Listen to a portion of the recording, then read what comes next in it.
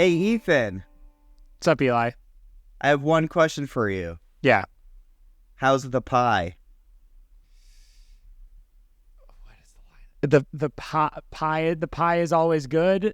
The pie. Everyone likes a good piece of pie. What was the line? All pie is good pie. All pie is good pie. I agree. By the way, all pie is good pie. What's your least favorite pie? Probably like a shoe fly. Because I don't like nuts that much. Oh yeah. Technically, anything with nuts is my least favorite because I could die. I am more of a fruit pie person. Like if I'm picking, I'm picking a good fruit pie. Like a warm apple pie? Yeah. I lost my virginity to a warm apple pie in 1999 or so. I didn't know you were actually Jason Biggs. He is kind of your celebrity doppelganger. I'll take it. I think my favorite. I like a French soak pie. I'm a chocolate cream pie guy. I like a banana cream pie. Don't sleep on that, even though it's like the cliche. You know, growing up, I feel like every TV show had a pie fight where like suddenly people would just be throwing pies at each other, and like the TV shows we watched, the Salute Your Shorts, the Adventures of Pete and Pete's, they would always have a pie fight, and that pie was literally just plate and whipped cream. Yeah. I always thought that sounded so good to me, just a plate of whipped cream, that when I would get like a blueberry pie, I would be let down that it wasn't just a plate of whipped cream.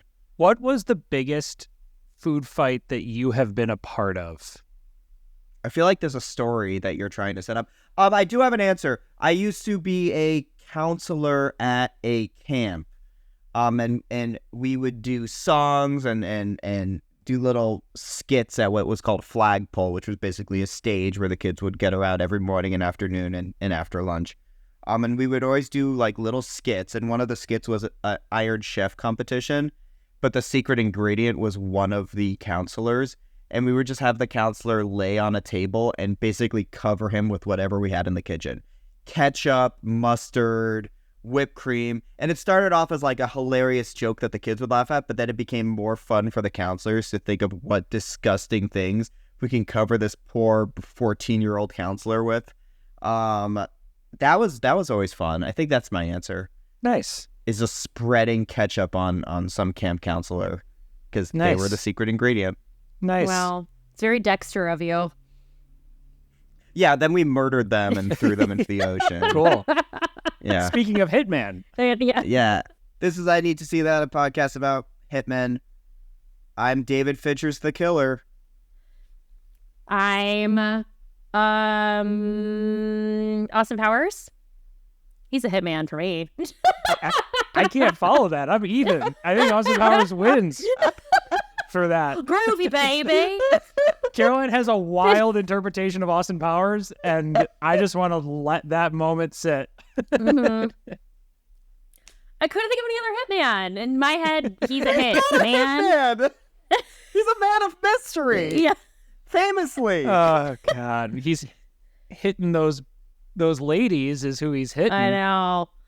My name is Richie Cunningham, and this is my wife, Oprah. That was the quote my cousin and I used to quote all the time. Not like funny to anyone else, but No, that's very funny. That's good. Yeah. Let's talk about the movie Hitman. Ugh. It's on Netflix now. Directed by Richard Linklater. I was going through his IMDb and I quickly realized I think I've seen every single one of his movies. I think quietly he might be one of my favorite directors. I don't know. Ethan, Caroline, do you have a Richard Linklater relationship at all? I mean, the trilogy. Yeah. Yeah, the Sunset Sunrise trilogy. Some of the best movies ever made.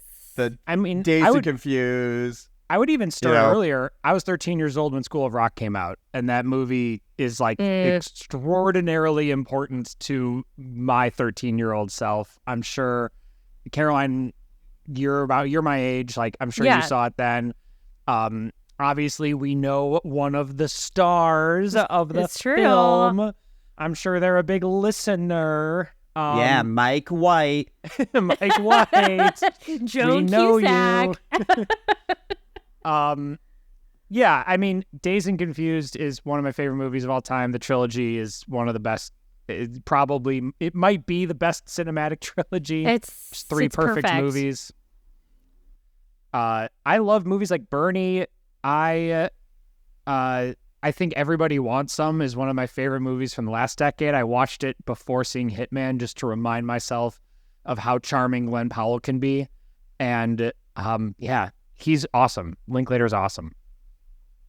And then there's also like Waking Life, and even the recent one, the Apollo, was it Apollo 10 and a half, 11 and a half, Apollo 10 and a half.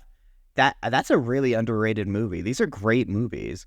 Even the like quote unquote worst movies, like your Bad News Bears or your Fast Food Nation or your Me and Orson Welles, those are still pretty good movies. Your Newton Boys, like these, there's no bad movie here. And I'm very intrigued to see his Merrily We Roll Along film, if the planet still exists when that comes out in 30 years. Yeah, and actually, we haven't mentioned, I think, what's maybe not his best movie, but Boyhood's probably the crown jewel of his filmography because he did do something different. You know, if Orson Welles invented cinematography with Citizen Kane and 2001 or Star Wars like introduced people to what special effects could do, Boyhood actually did something unique with film, which is that it utilized time in a way that had never been utilized before. And I don't know how the two of you felt. I have not rewatched that movie, but I thought it was incredibly powerful at the time. I was 25 or something whenever it came out, and just thought it was very moving to watch that, because I was probably a couple years older than the kid in that movie, and just really tracing back, like, that's exactly what was in the news in my life at that moment. It was through like my lens that movie was filmed. What won the Oscar that year? Because I remember Boyhood was my favorite movie. Birdman. Yeah, Birdman. I loved Birdman at the time, and on a rewatch, I'm like, it's fine, but it's so forgettable. Boyhood should have won that year. Yeah. It did something that was new. Speaking to Ethan's point. Speaking of puke, Birdman gave me a migraine so bad from the volume. I left. I was at Landmark, and I had to leave, and I couldn't find the bathroom because it's like a maze up there. And I remember I vomited outside the theater, and within 10 seconds, someone had mopped it up, and it was like it never happened. And I went back in. I was like, it was very strange, much like Birdman. Hitman is the newest movie by Richard Linklater, directed by Richard Linklater, written by Richard Linklater and Glenn Powell, based on the Skip Hollandsworth story that everybody knows about. And if you haven't, go out of your way to read it. Ethan, Caroline, you saw it. What are your thoughts on Hitman? Because I have a lot. Ethan, you go first. You saw it most recently.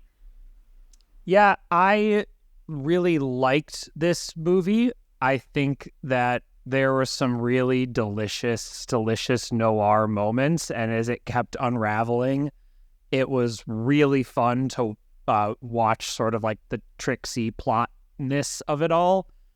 I thought that Glenn Powell is a movie star with a capital M and a capital S.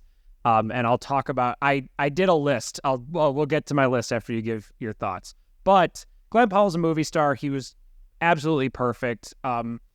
Adria Arjona, is that how you pronounce her last name? I think so. Yes, it's Arjona. I don't know if it's Adria or Audria. Adria Arjona is so beautiful, and the two of them are just very like hot movie stars together, which counts for a lot in should be everybody's book. The only thing that I kept thinking about this movie was if this movie had been directed by the other sort of 80s, 90s independent movie directors, would it have been a better movie? If the Coen brothers had directed this movie, still could have been with Glenn Powell, but if the Coen brothers had directed this movie, is it a better movie? And I think that the answer is yes, because you start to get into some real dark places, and I don't know if a Linklater movie, maybe because of my expectations of Glenn Powell and Linklater movies, I don't know if it was able to hold sort of like the darkness that felt like it was at the center the way that Coen Brothers movies obviously do. It got close to Fargo. It just never got there for me. Mm-hmm. Yeah, and I saw it in theaters. I think it's been 2 weeks. I saw it at the Egyptian. It's the Netflix's theater in LA. It felt like a first draft to me. I just feel like the movie never started. I was so excited for this movie because I love Glenn Powell. Top Gun Maverick is still one of my favorite movies of the last 2 to 3 years. He's endlessly watchable. I already have my IMAX tickets for Twisters. We'll be seeing it multiple times.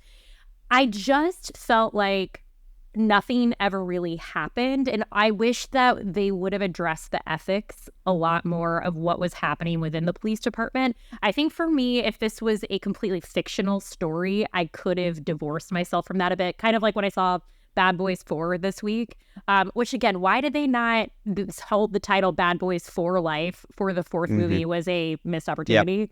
Yep. But I think that because it was a partial real story, it was hard for me to not think about why are we allowing these cops to get away with this and we're not, exploring more of that. And I think I kind of got stuck in that watching it. It kind of did. I mean, they showed those court scenes, but they never actually dealt with like the morality of it. It just sort of showed that there was another side to this story.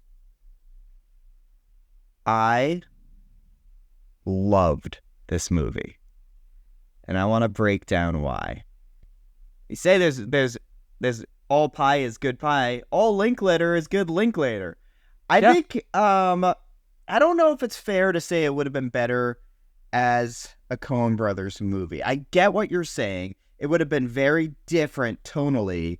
Coen Brothers, when they're doing dark comedy right, it's great. And when they're doing it wrong, it's lady killers. Also, are they going to make another movie together? Because they've been doing their own things, and it's weird. They announced they're going to do another movie together. Okay, they're friends again, or whatever. When the movie starts, and I'll try to avoid spoilers, but I might accidentally go into them. So go watch the movie Hitman. It's on Netflix. Do I need to see that? Yes, even if if you didn't like it. It's fine. Yeah, see it. And by the way, Caroline, you did text us hit meh, which we need to call that out. That's a great text. My text is hit man, I love this movie. When the movie starts, there's voiceover, and I fucking hate voiceover with a passion unless it's done in an interesting way. And when it started, I was going, this doesn't match the plot of the movie. Why is there voiceover? And I quickly realized it's because every single character in this movie is in their own movie, which is a different genre and a different style. And I think that is fascinating. Glenn Powell, when he is playing, was it Gary? Mm-hmm. When he is playing his normal character of Gary Johnson, that character is in a rom-com. He wants love. He is best friends with his ex-wife who is having a baby. He teaches at a college. He is questioning what it means to be alive. The voiceover that he has in that role is a rom-com voiceover. Then when he ends up being a quote-unquote hitman, which you quickly learn, and if you read the original story, hitman don't actually exist. They're just undercover agents for the cops in this scenario. Anytime he meets with a client going forward, he is playing a different character who is in a different movie. You see Patrick Bateman. Yeah, I loved that. I loved it. You see, Coen Brothers characters. You see different versions of how people interpret the idea of Hitman. And I think that is fascinating. And I think that's where Linklater excels. And that's where he excels in things like Waking Life and Scanner Darkly and these other movies he directs where it's playing with genre. It's bending our expectations as an audience member and showing that maybe my perception of the world is not the same as your perception of the world. I think that's a fascinating idea. To your point, I think all of the acting is good. Austin Emilio from Everybody Wants Some, I think, steals this movie. He plays Jasper. He's so good. He's so good. He's so good. A perfect movie villain, actually, for this type of story. I also love that they kind of did the Charlie Kaufman adaptation thing, where they're adapting a story. but then they just extend the story. And I feel like my favorite thing about the movie adaptation is it's Charlie Kaufman writing a movie about Charlie Kaufman writing a movie. But then he gave himself a twin brother who writes the most like movie schlock thing ever. And then that brother is who writes the script, the second part of the script that Caroline, you then see in the movie. Have you seen adaptation? It's been a long time. I watched it in my period I was getting Netflix DVDs going through Meryl Streep's filmography. Yeah. So that, but that to me is essentially, that's great, by the way. To me, that is essentially what they do in this movie. They just extend it and introduce this ingenue character who they fall in love with and have a family with. It's so, he gets the romantic comedy ending he wants. Mm-hmm. I'll say the line of the movie for me was Retta saying she'd rip out her IUD for him. And I was like... Yeah, that was great. Hell yeah. I wanted more Retta. I need 300% more Retta in everything. She's really funny in this. She's so watchable. So Sanjay Rao, her partner. Can we talk about how good that cell phone scene was? With the notes app? Yes. Holy moly. That was... I was like, this is special. This is a special movie scene. I have never seen a cell phone used like this in movies before. How fun. It was such a fun, clever scene. So if you haven't seen the movie, Glenn Powell, undercover, he's a teacher who moonlights as an undercover agent for the police department, and he has to pretend to be a hitman to get people to essentially get caught hiring a hitman. And then he meets Adria Arjona.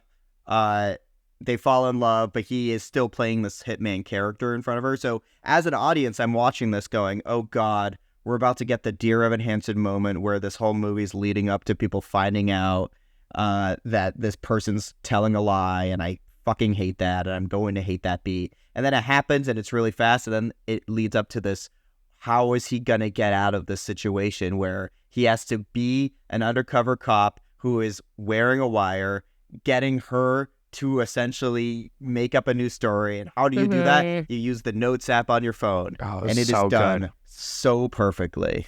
Yeah, I'll say, like, I feel like so many movies and TV don't get using the phone now correctly. Like, I think so many shows, like, they don't have, like, the rights to use Apple. Like, the texts look weird. And I thought the way that he used that in real time was so smart, and it really fit, like, with how you would use the Notes app. And I just thought that translated so well on screen.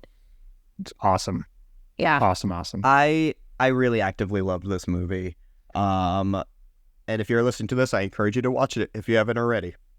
So I started to think about how Glenn Powell is somebody who can do something that very few people can do, which is be cool on camera. And I started to think about what it meant to be cool. And there's a lot of different angles. Like, I started to think about people and went, no, that's not cool, that's cocky. Or no, that's not cool, that's violent. Or no, that's not cool, it's too sexual or something. And I really started to think, who actually was cool on camera by my own definition of cool. So I made a top 10 list of actors / characters they play that are cool. Okay, are you ready? Wait, the actors are cool or the characters they play are cool, or both? It's a combo of both. You'll see. I took some serious liberties with this list. Okay. I can't wait. Okay. Number 10. Whoopi Goldberg in Sister Act 1. Yes. Not Sister Act 2, I'm sorry. Just What? Sister Act 1. What? Yes. She's not cool. Great. She's not She's cool so in Sister much Act cooler. 2. Nope. It's no, so much cooler no, in no. Sister Act 2 up the habit. No. Do you know Yeah. why? Do you know why? Because there has to be a little level of violence or danger. Like, facing danger is part of being cool. That's why Glenn Powell is so cool in this movie. Sister Act 2 is a fantastic movie, but she is cool in Sister Act 1. The way that she is going through this and handles the lie, the way that she steps up to this challenge, that is cool. She is very cool in that movie. Number 9 is a tie for the 80s boy cool, which is, of course, Matthew Broderick as Ferris Bueller and Michael J. Fox as Marty McFly. both of them extraordinarily cool. The way they handle their challenges. I mean, like, I've dressed up like Marty McFly for like 4 Halloweens. He is the ultimate cool guy. Everyone, Ferris Bueller is, what is it? He's like a figment of Cameron's imagination of like what a cool guy is. That online theory, we all get it. Number 8, Rosamund Pike as Amy Dunn. She is so fucking cool in that movie. Yes, there's the cool girl monologue. Yes, the better one. She's a villain. The other monologue, she's so cool in that movie. Amy Dunn's a cool character. She's the best movie villain in a long time, but she is so cool. Number 7, this one is probably the most like violence-inducing, but I felt like it was worthwhile. Linda Hamilton as Sarah Connor in Terminator 2. Her like in the tank top with the gun, and I feel like she's smoking a cigarette. I don't know if she is, but in my head she is smoking a cigarette. And the aviators, so cool. Absolute. And by the way, like, being cool doesn't equal being badass either. This is probably the most badass representation, but incredibly cool. Number 6, obviously, George Clooney and Brad Pitt as Danny Ocean and Rusty. Coolest movie ever made. Ocean's 11. If you could pick one. Clooney. Clooney's unbelievably cool in that movie. He gets But Julia Roberts. They go together. Yeah, they go together. Because He's Brad so Pitt's cool. just eating. Brad Pitt's I just know. eating food. That's like, pretty cool. It is cool. The way he eats food is very cool. Okay. Number 5, Uma Thurman as Mia Wallace. Throw in a little bit of the bride there too, but like her in that dancing scene is that's cool. It is, that whole sequence is cool. She's very cool in it. Number 4, Newman and Redford in Butch Cassidy and the Sundance Kid and The Sting. I would argue that Redford is cooler in Butch Cassidy and the Sundance Kid, and Newman is cooler in The Sting. But the two of them, That's very cool together. Yep. Number 3, Harrison Ford, all. Yep. Yeah. Every movie. Hollywood all. Homicide. Yes. He's cool in all of them. Number 2, Clint Eastwood, Man with No Name in the Dollar Trilogy. Very cool. Very few words. Very wears a poncho. Pretty self-explanatory. So that character, not Clint Eastwood in general. No, just that Because character. I know you loved when he talked to that empty chair. Yeah, that's It's pretty Implied. cool. that's on my top 10 sexy list. Let me pull that Oh, one okay. out. Sorry. Different list. And then number 1, the coolest person in movie history. Kevin Spacey. No. Sorry. Denzel Washington, all. Yeah. Denzel Especially the Washington. Equalizers. In every single movie Okay. is cool. I just watched a movie this week called Ricochet, which I had never seen. Yeah. It's not, well, it's like not a great movie, but he is just so cool in it. Like, he's cool when he's going crazy. He's cool when he's a lawyer. He's cool when he's a cop. He's cool when he's a hitman. Like, Denzel is, it's always Denzel playing a version of Denzel, and they're all always cool. This is a great list. Thank you. You know what I love? Everything you just said can be related back to Hitman too, because that's kind of what Gary's point is in all of the lessons he's teaching. He's saying, who do you want to be? Right. Anyway, Caroline, who do you think is the coolest? Well, I was trying to think of like who you didn't have on the list. I was like, not having Rachel McAdams as Regina George. I feel like she is so cool as Regina George. And I feel like, especially for like my age, for like when that came out. Is she, or is that a mask that she wears so that nobody can make fun of her? Does that make sense? Because the second things start to go down, she spirals quick. Like, I would say the cool person in that movie is Damien. Like, Damien's actually cool in that movie. Damien's cool. Yeah. I like Damien. That's like by my own personal definition. But like, that's the thing. Is cool is like a very personal. Okay. Yeah. Can I throw one out there? Yeah. Yeah. Bing Bong from Inside Out. How is he not cool? He saves the day. He sacrifices his life. He dies. He does. Spoiler Very alert, sad moment. Not in Inside Out 2.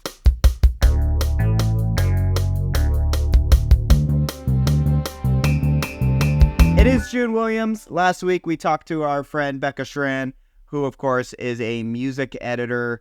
And for the rest of the month, we are going to be talking about film scores, the music that make the movies we watch. We're going to get into a full history of this next week. I can try to go over some things. You know what's sad?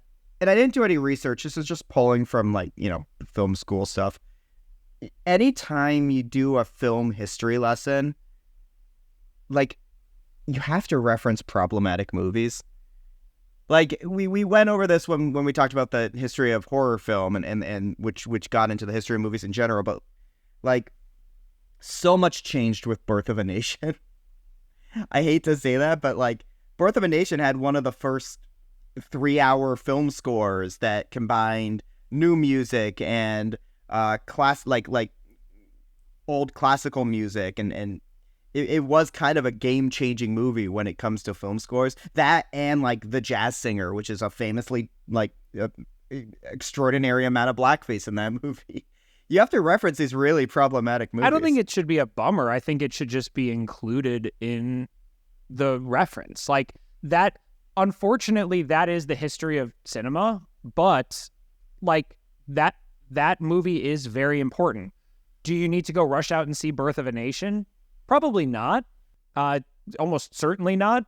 If you're maybe like a huge film buff, go for it, I guess. But it is important to make those markers, and there is, like, obviously an element of shame. I mean, that's the case with, like, America, right? The same stories. Like, some of the greatest moments of this nation are, were done by men who have a lot of problems. So I think that it's worth referencing, but it's worth referencing within context too.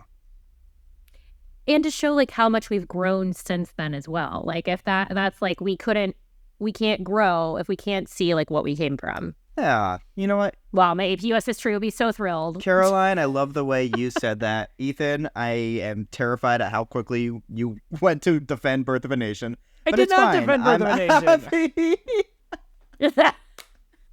I haven't seen it. Have you seen it? Have you seen it, Eli? I've seen it. Yeah, I've seen it 3 times in film school because, like I said, it's referenced a lot. It's the first use of close-ups. It did, like, crazy things with editing and the way D.W. Griffith directs this movie. It's pretty fascinating. It's extremely hard to watch. And every teacher who showed us it had to give us an entire, very long speech about how we don't condone the Ku Klux Klan, which is what this movie is. We don't agree with anything, but, like, look at the filmmaking. It's hard to watch. But today we're talking about our top 5 film scores. To me, what makes a good film score is A, it's memorable. B, you can look at it as being part of the movie, not just thrown together.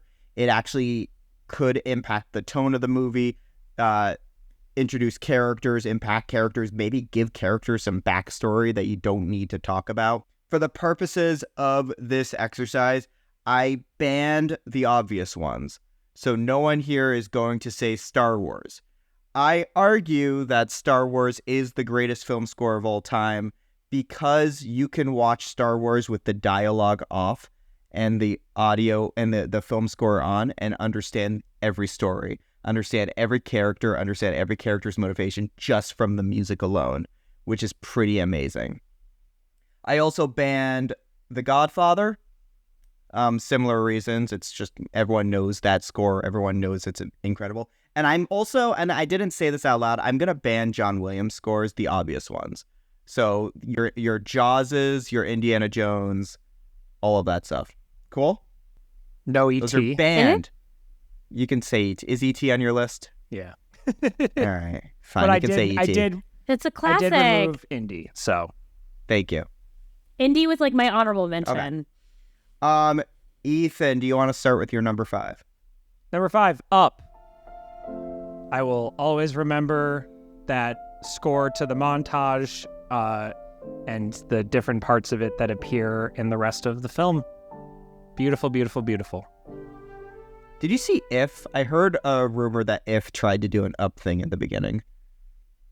I did not. Did you? From the imagination of John Krasinski. No, I'm not going to see that bullshit. Fuck that movie. Oh. I assume. I don't know. I haven't seen it. Yeah, Up's a great answer. And the second you said Up, I thought of the montage, as I'm sure everyone did. And connected to that montage is the music of the montage. So, good answer. Caroline, what do you got? Number 5, Father of the Bride. Yeah. Alan Silvestri. I think about the basketball scene score all the time. The little twinkle of the piano notes, like when Annie comes down the stairs and they come out and it's snowing. It's a great score. I think he did it. One of the people on my list that I was looking at, I think they worked on Up, but that was not him, not Alan Silvestri. I put a lot of effort into this list. It took me a long time to make this. My number 5 is The Good, the Bad, and the Ugly. Morricone also has done Fistful of Dollars for a few dollars more.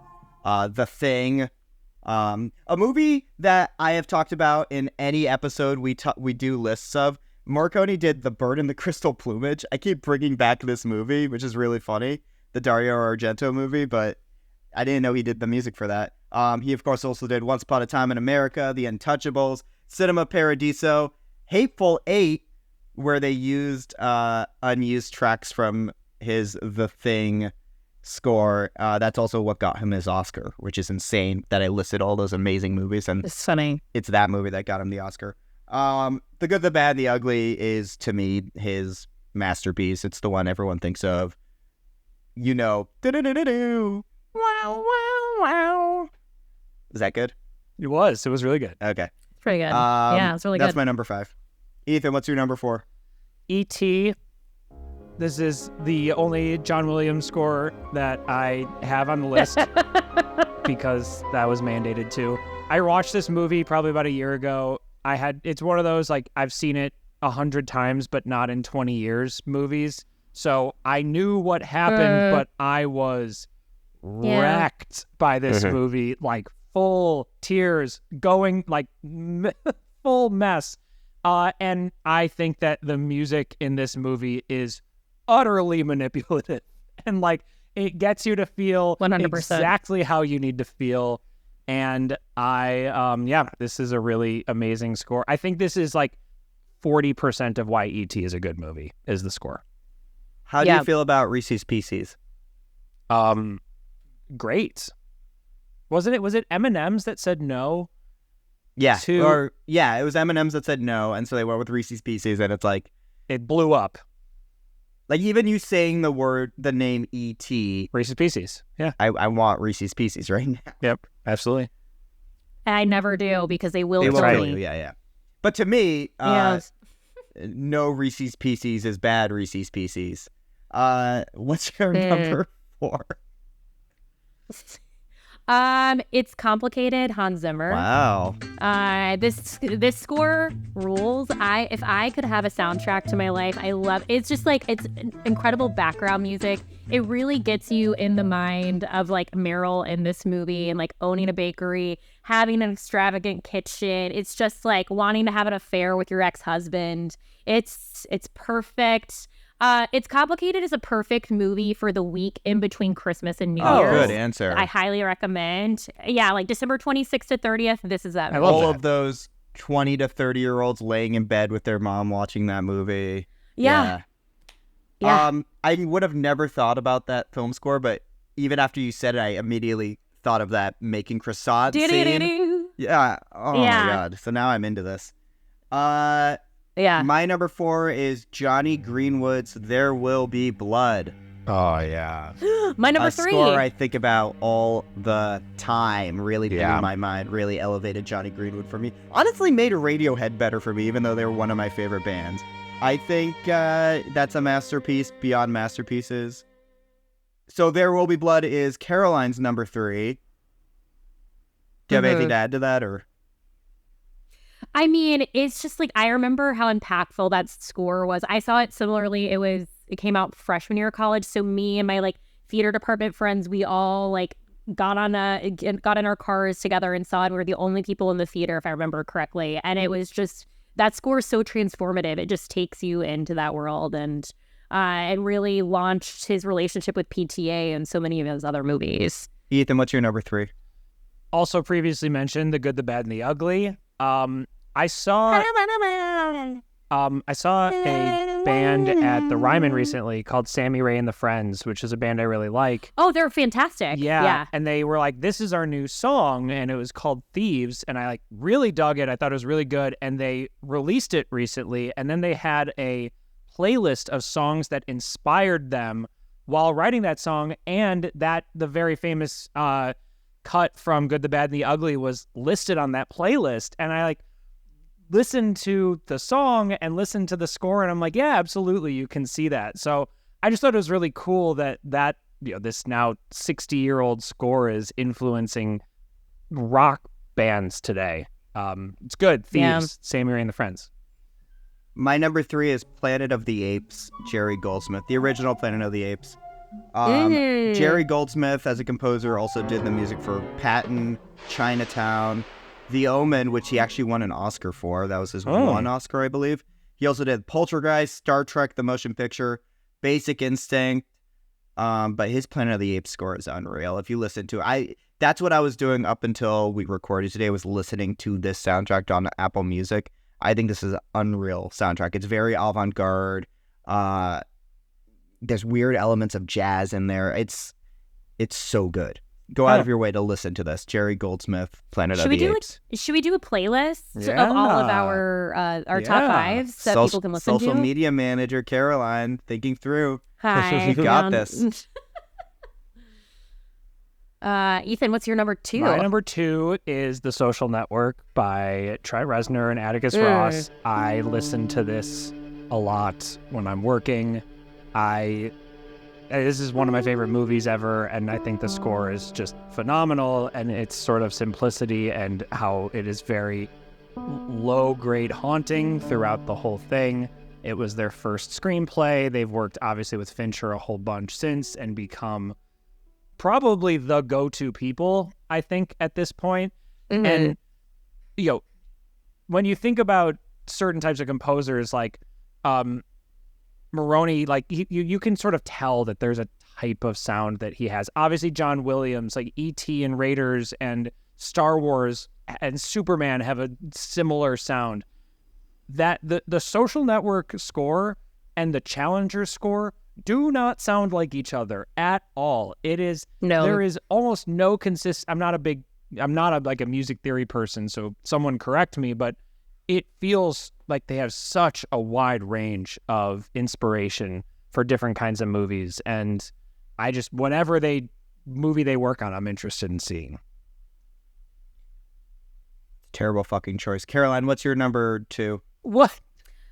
Well, he's gonna put it as number if 1. we're gonna talk about Trent Reznor, then my number 2 is Challengers. And like that score was transformative in that movie. It felt like we were in the club. And it's my favorite Trent Reznor is score. I can't stop listening to it. If you want to feel like you're someone, put it in your AirPods and walk around the city and just stomp around, and you feel like you are Tashi Duncan. It just really elevates the level in that film, and it's hot Reznor summer, baby. Yeah. I think that similar to E.T., like Challengers, 40% of why it's good is the score. I mean that with all, compliments to the movie. My number 2 is The Social Network by Trent Reznor and Atticus Ross. And I swear to God, I wrote with an asterisk that said also Challengers. Wow, our group mind. This is in sync. I have to sit with Challengers a little bit more and need to see it more times before I can make that my number 2. I will tell you, what the one time I saw Challengers, I walked out saying this is one of my favorite scores of all time. It elevated the movie. I think I said this last week, where it made it prestige filmmaking for me. It made it a movie that you have to see in theaters, is the score. Having said that, I've seen The Social Network at least 30 times, and that score elevates every part of it. And that's also one that I listen to like a nerd on Apple Music, and the things they're doing with like 8-bit sounds is really cool. It sounds like somebody working on a computer, and then it sounds like two friends fighting each other, and it sounds like you're sitting in a court. Like, you feel it while listening to the music. You can see the movie in your head. It's really cool. It's the fact that I have Trent Reznor and Atticus Ross above people like Jerry Goldsmith and Morricone is insane, but it makes sense when you listen to that soundtrack. It's unreal. Mhm. But I could see a world where Challengers is my number 2 or number 1 one day because I think it's amazing. I just have to sit with him more. Ethan, do you have any special shout outs? Yeah, I mean, my number one is gonna be like of a very particular time in my life. So like other movies from that time in my life, like the Pirates of the Caribbean score, or the Dark Knight, Hans Zimmer score, or the Inception score, stuff that like really kind of hit me when I was big into movies at the time, in sort of like an early to mid 2000s range. So that means that my number one is, of course, The Lord of the Rings. Do you all do Music League at all? Have you ever done a Music League? It's this really fun thing where you get to like submit a song and compete every week on a prompt. So a prompt can be like, this week in this group I'm in, it was live songs or like live versions of songs. So everybody submits and you get 10 votes and you get to distribute those 10 votes across all of the submissions. And then you get assigned points, and then you move on to the next round, the next week, and you get to like discover good music, and you get to find new bands. A couple weeks ago, the prompt in my league was best songs to work out to, and I did Bridge of Khazad-dûm, and I won that week because you really do feel so inspired listening to the brass and the strings, and you feel like you're sort of running to Mordor. It's my Aragorn moment when I listen to the Lord of the Rings score. I love that. Great answer. That. Are you wearing elf ears when you're doing that? Normally I have to take them out because of the AirPods, and it's hard, but I sleep in elf ears for sure. My honorable mention. Well, okay, if I could, Nicholas Britell would be all over my number one because I think Succession has the greatest music and score to anything in the last 30, 40 years. I will say his score for If Beale Street Could Talk is amazing and worth a listen. Little Women 2019, Alexander Desplat, is that score rules. But my number one is Pride and Prejudice 2005. Sure. Jean-Yves Thibodeau, and I did not write his other name, but I think of Dawn when Keira Knightley is going up the hill, like, and the sun is coming up at the end of the movie, and her and Mr. Darcy meeting for like that last time. That is like a score that lives inside me, and I think about that moment all the time. And like the little twinkling of the keys, it feels like the sun is happening, and it really just encapsulates the Bennett household and everything that like Jane Austen wanted. I know I have some 95 heads that like that one better. Sorry, 2005 is my Darcy, and this is my score. Comfort is fine. Matthew McFadden is my Darcy. I was going to say, it's funny that Mr. Darcy is in Succession, so it all kind of comes together for you. It's a good pick, Caroline. It's a great movie. Thank you. Beautiful. I actually can't. Speaking of Joe Wright movies, I can't remember it directly, but I imagine that the score to Atonement is amazing as well. Oh, it is. Yeah. My special shout outs, I have a bunch, like Clockwork Orange, composed by Wendy Carlos, Halloween, John Carpenter, Sunset Boulevard, Franz Waxman. I listened to that one, but then I just want to listen to the Broadway musical, and then it becomes a whole thing for me. Blade Runner. Score by Vangelis. RZA, who did the score to Ghost Dog, is really good. I need to get into my favorite genre, which is cheesy 80s. Chopping Mall is an 80s horror movie about AI robots, security guards who go rogue and kill kids in a mall. But that score is by Chuck Cyrano, and it is pure synth amazingness. Listen to that. I go out of my way to listen to that all the time. And then I want to give a quick shout out to Tangerine Dream, who did an amazing amount. That's pure synth. They did the movie Sorcerer, Thief, Risky Business, Firestarter, Legend, and Near Dark. I came very close to throwing Sorcerer on this list. That's one of my favorite movies right now. And if you just put in Apple Music Tangerine Dream, you're going to have a good time. It's pure synth. But my number one, if you know me, you knew what this was going to be. Ethan, can you guess what it is? I'm gonna guess the screenplay or the score to Havoc, starring Anne Hathaway and Joseph Gordon-Levitt. Oh, And Just Channing the Tatum. dialogue. Yeah. Just the dialogue. Just It's them, not like music. the white people saying the N-word. Is that like your favorite score, Eli? that's his favorite sound. My number one is Bernard Herrmann's score for Psycho. Of course. I mean, come on. It sounds like a knife stabbing. They made the strings sound like the sound of a knife stabbing somebody. It's perfect. It's perfect. It's perfect. Is that the music George listened to as a baby? You know how some kids have sound machines? George just has. And then in the morning, he's wearing Michelle's clothes, just coming out of his room. I mean, it's probably one of the three most recognizable sounds in movie history. Yep, 100%. Absolutely, it's that. It's the Jaws donut. Yep. Donut. Right. And there's probably some more. Probably the jazz singer. First time he says words. Yeah, maybe. Yeah. Bernard Herrmann, of course, also did Citizen Kane.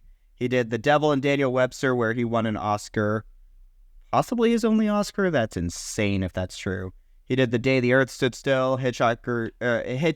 He's Hitchcock's guy. He did pretty much all of Hitchcock's movies. Not all of them, but most of them. He did De Palma's Obsession. He did Scorsese's Taxi Driver. Bernard Herrmann deserves the number one spot. Wow. And therefore I give it to him.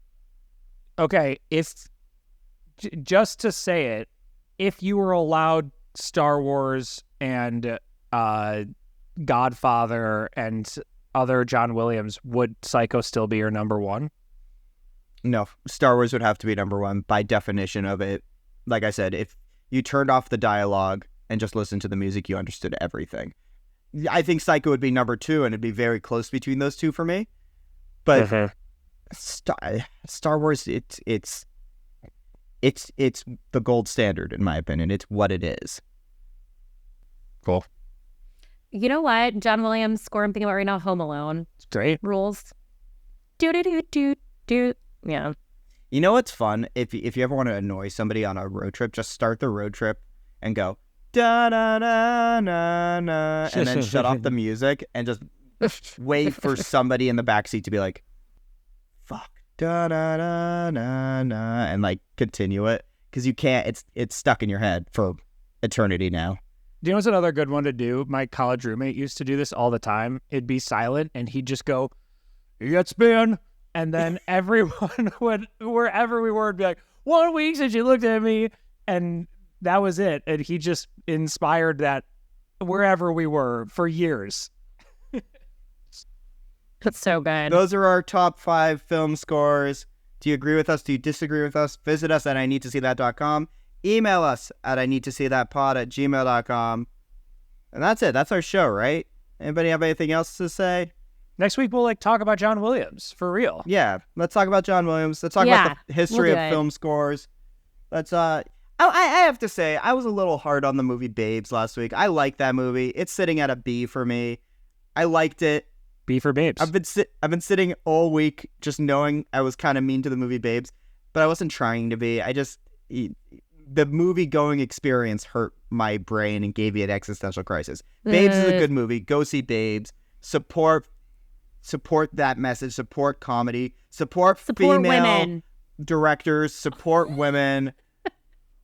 Also, can I say Bad Boys 4 was really fun. If you want like a fun summer movie to see in theaters, it was really fun. I had it was maybe the best movie I've seen this week. There are a lot of podcasts that do a better job than we ever could. End of sentence.